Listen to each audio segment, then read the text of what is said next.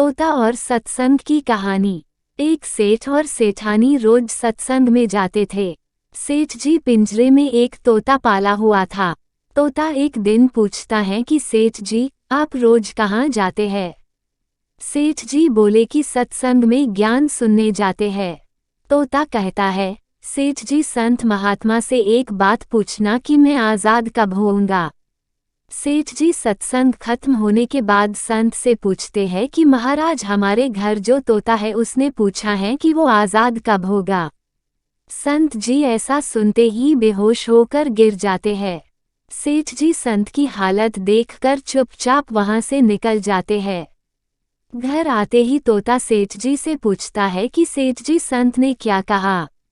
सेठ जी कहते हैं कि तेरी किस्मत ही खराब है जो तेरी आज़ादी का पूछते ही वो बेहोश हो गए। तोता कहता है, कोई बात नहीं सेठ जी, मैं सब समझ गया।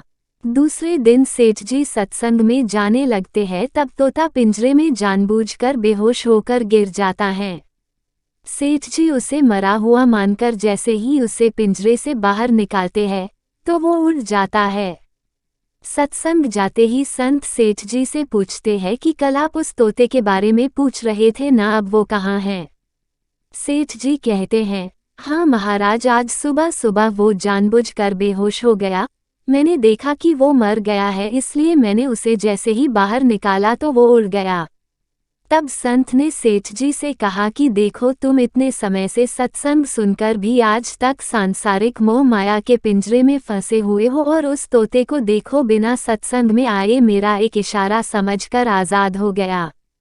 दोस्तों, इस कहानी से तात्पर्य ये है कि हम सत्संग में तो जाते हैं, ज्ञान की बातें करते हैं या सुनते भी हैं, पर हमारा मन हमेशा सांसारिक बातों में ही उलझा रहता है। सत्संग में भी हम सिर्फ उन बातों को पसंद करते हैं जिसमें हमारा स्वार्थ सिद्ध होता है, जबकि सत्संग जाकर हमें सत्य को स्वीकार कर सभी बातों को महत्व देना चाहिए, और जिस असत्य, झूठ और अहंकार को हम धारण किए हुए हैं उसे साहस के साथ मन से उतारकर सत्य को स्वीकार करना चाहिए।